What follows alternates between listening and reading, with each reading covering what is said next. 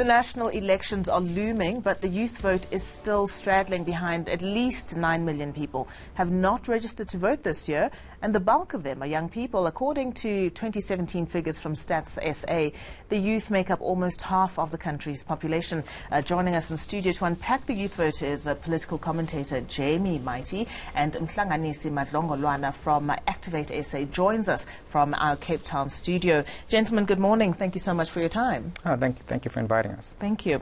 I'm going to start with you, Mhlanganisi. Hi, good morning, Rafila. Good morning. Sorry, we do have a slight delay, so I'll be cognizant of that. Mhlanganisi, I'm going to start with you from our Cape Town studios and just tell me what you think of the current effort by our political parties to engage the youth vote and not just get them to register, but to actually capture those votes and keep them perhaps as party members. What do you think of the current effort? So I don't think it's any different from the past 4 or 5 election cycles that we've had thus far. A lot of the work that's been done is, stock and trade. Go out, go vote. It's your opportunity with a couple of youth slogans here and there. Exe, I think the new slogan now is Exe or something of the sort. And I also think it's quite late, actually. The timing of wanting to engage young people is very delayed and doesn't make any sense in terms of wanting to capture a market that's largely said to be apathetic, but is actually just not engaged at a level that they think they ought to be engaged at. I do think, though, what political parties should have done, and in fact what we should be doing from a government level and civil society level, is to actually having continuous engagement about governance and not just elections, right? And that's the point that I want to make, that ultimately every single election cycle we miraculously want young people to wake up and suddenly be interested in the sort of mechanics of governance, which, by the way, can be tedious, can be not as exciting as doing the things young people do. So that in itself is problematic, and continuous engagement is better than a whole episodic 5-year thing. You must be interested and go away and come back again. Yeah. Jamie, just speaking to what Mhlanganisi has said, the episodic engagement and touching on youth and voter apathy, what do young people want? Understanding that they're not this monolithic entity, but essentially what do they want, and why are they apathetic? So I think young people primarily want opportunities. You go through life being told, go to school, do A, B, C, D, F, D, and you'll be successful. However, what we see is that when they get to the finish line, they don't find a lot of those pathways to success that they were promised. Universities inaccessible, the TVETs don't function, and there's a lot of corruption, there's a lot of tenders, and trying to be a startup entrepreneur is in a hostile environment where you don't have mom and dad's garage, for instance, to be your starting point. You don't have that kind of family finance to be your starting point. And the NYDA and other initiatives are not fully where they're supposed to be to create the kind of prosperity that they need. So you find that lack of opportunity makes the youth disinterested in the way things work. But latching on to what Mhlanganisi mentioned is we don't actually teach very good civics in the schools. So students do have a very high performance in history. In fact, history is the best performing subject. If anybody goes and checks that, they'll be surprised. Over 60% actually pass history with over 50%. But in the history curriculum, there isn't a lot of education on civics specifically. How a bill becomes an act, how parliament processes, how we choose our leaders, the debates around constitutional democracies versus other alternative democracies. So people don't have an in-depth understanding of how the politics of the state functions. And because they don't have that in-depth understanding, they don't actually participate as much as they need to. Yeah. I mean, and I think you speak at a very, very interesting point, which is, yes, the young people understand, or the youth understand, that your vote is set to count. If IEC election campaigns are meant to tell you anything, your vote does count. But where then can young people engage and make a difference in a way that goes beyond the vote? Because I think for the most part there's the apathy about voting and around voting, and there does not seem to be an understanding that there are other points of impact within that political system where young people can engage. And in fact maybe there are not, but are young people equipped to make that decision? Yeah, I think young people are engaged in politics right now. I mean, the movements that you've seen, roads must fall, fees must fall, the decolonization movements, men are trash, a lot of these movements have been led by young people, young intellectuals in the university spaces. And we're also seeing a lot of still activity from organizations such as COSAS, historical organizations. So I don't think the picture is fully accurate if we say that they're not involved. They are involved. But what we're seeing is that the students who are involved are the ones who are educated in the political processes, who understand the political power and the political voice that they have, who understand the zeitgeist of Twitter and Facebook and social media. And those are the students who are no platforming objectionable speakers, who are shutting down universities. So they're very political. Those students will vote, right? And those young people will vote. The question then becomes, what happens to the person who doesn't appreciate their power, politically or otherwise? They only understand their political power to extend to protest, to extend to, service delivery protests, right? Those people are still political, but they're not political all the way. They don't fully exercise their political rights and expression. And those are the people that I think we need to target more aggressively and more effectively to get a better representation of the will of the people, so to speak. Okay. Mhlanganisi, coming back to you in the Cape Town studio, just referring to a 2014 study conducted by the Institute for Security Studies, and they rather highlighted 4 areas of concern amongst young people: unemployment, corruption, poor infrastructure and poor education, as you've alluded to already. What is it, why are political parties not speaking to this specifically? And also, the poor education is something that is highlighted quite well by Jamie. The fact that you have this sort of stratification of those that are, I guess, have less political and economic access. You have our service delivery protests, and then you've got specific movements that are in a sense gentrified because of the level of education that the people that put them together have. Why are political parties not speaking more strongly to this, especially knowing that if you draft just a manifesto, right? This by no means means that you're going to actually carry out what you put on paper, but speak more heavily to this and actually tell the people what they want. Is there a failure to do proper analysis and research?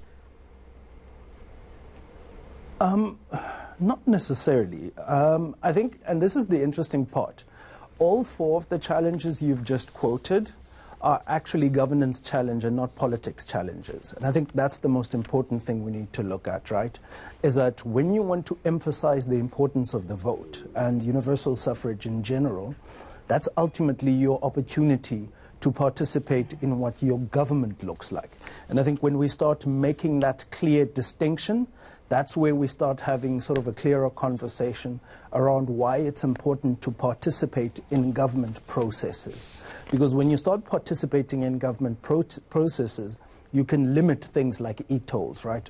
Because an institution that then brings e-tolls to South Africans then means that you're able to fight that institution at the ballot box. And we need to start changing the language in that way. And the reason it's important for us to change that language is because if you speak about the young people and politics, the spectrum is way too broad. The spectrum is so broad that politics can literally be anything, right? But when you speak specifically to things like governance, when you speak to things like corruption, which is a governance challenge that affects the ability of whatever level of government in South Africa to govern properly, then you start piquing people's interest. Because you then say, for instance, gender-sensitive budgeting in South Africa is something that we've let fall across the 5 administrations, but actually 54% of your registered voters are young women between the ages of 20 to 39, right? And so now that number says a couple of things. That number says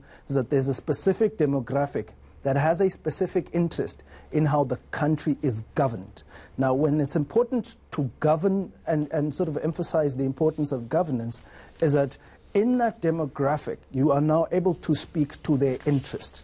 Now, what our political parties are doing, and this is what's been done across the board for about a while now, is that obviously there's the normal sloganeering that says, we're going to do this, we're going to give you everything for free, or, you know, we gave you freedom, we gave you whatever the case may be.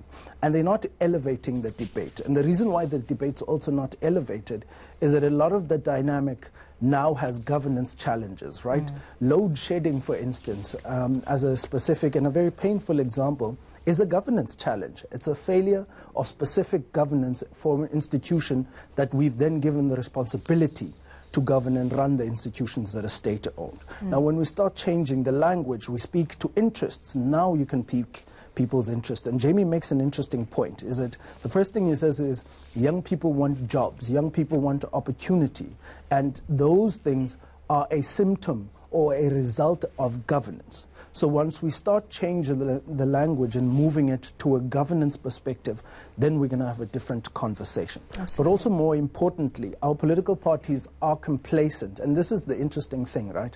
Our political parties are complacent because South Africans don't actually know the value of their vote.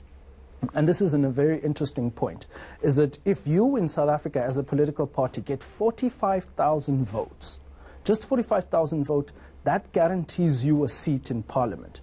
And that's what proportional representation does for us as a country. So there's also incentive for political parties to engage people differently around the importance of their voting, but they're not doing it because a lot of the big three are already guaranteed some votes due to a partisan nature. So there's an opportunity for smaller parties to start speaking to the interests of young people and saying, hey, young people, budgeting should look at young people much better. Opportunities for work should look at young people much better. But also representation in government. And let's look at the average age of cabinet currently. It's a scary number, considering that your biggest voter bloc is your age 30 to 39 in South Africa. So once we start speaking to interests and moving and transcending from politics, then we're going to have a different conversation. Then young people are going to engage better, I think. Jamie, let's talk about that. Let's talk about interest. Let's talk about the fact that the EFF is so strong right now in terms of engagement, student politics engagements, and the ANC Youth League has effectively fallen off. The DA Youth League also features quite strongly on the landscape, but EFF is getting something right. What is it? So I think what the EFF Student Command has been able to totally appreciate is the mood of university students, TVET students, and that mood is one of economic frustration. And people have reached the end of their patience. And now there is a more radical approach to the rhetoric, and the EFF and the way they've positioned themselves speaks to that quite effectively. So you'll find that across the country there's been tremendous and rapid rise of the EFF. We saw Vuyani Pambo at WITS starting the WITS EFF Student Command. Within 3 years, they were the dominant party. I mean, they've fallen off a little bit due to the cyclical nature of some electoral cycles, because as you get stronger nationally, a lot of your talent is pulled out of the universities into the national apparatus. So that creates temporary vacuums in the system. But I want to say that the DA actually is not doing that well. They were historically very strong in Cape Town, in UCT, and they've lost that to the EFF. And what is the reason? I think because and this speaks to people who are of a liberal ideological position. The liberal ideological position has failed to resonate in the status quo, because the liberal ideological position of that we are all individuals, we're all in it for ourselves, and we should all pursue governments that allow our maximum freedoms, and then we just basically thrive under those conditions. That works quite well if you're already prospering. But if you're coming from a community where you have limited resources, where you have limited opportunities, pulling those resources, almost like what Uber and Airbnb do, in that you crowdfund yourself to get yourself out of the poverty. So the collectivist approach has more of an appeal to the student community who are looking at, look, I can't make it on my own. I can't fund my own education. I can't fund my own business. So we need a state that plays a bigger role. We need a state that is a bigger participant. And this is where the appeal of the EFF comes from, because their cardinal pillars 1 and 2 speak to nationalization of banks. And as I let you go, can we quickly touch on what an IEC election education should look like, as opposed to the cyclical coming around to educating people only when it's election time? So I think grade 8 to grade 12 should have civics in their curriculum as part of what gets examined. How many people sit in parliament? How many people are involved in municipal operations? What is a bill? What is a white paper? What is a green paper? What is an act? What are the processes for the appointment of the executive, the separation of power? What is constitutionalism? What is the conflict of interest? Absolutely. All of these things are important for young people to know. They should be examined as part of the history exam. I don't think they do so sufficiently right now. All right, thank you so much. Thank you to our guests, political commentator Jamie Mighti and Mhlanganisi Madlongolwana.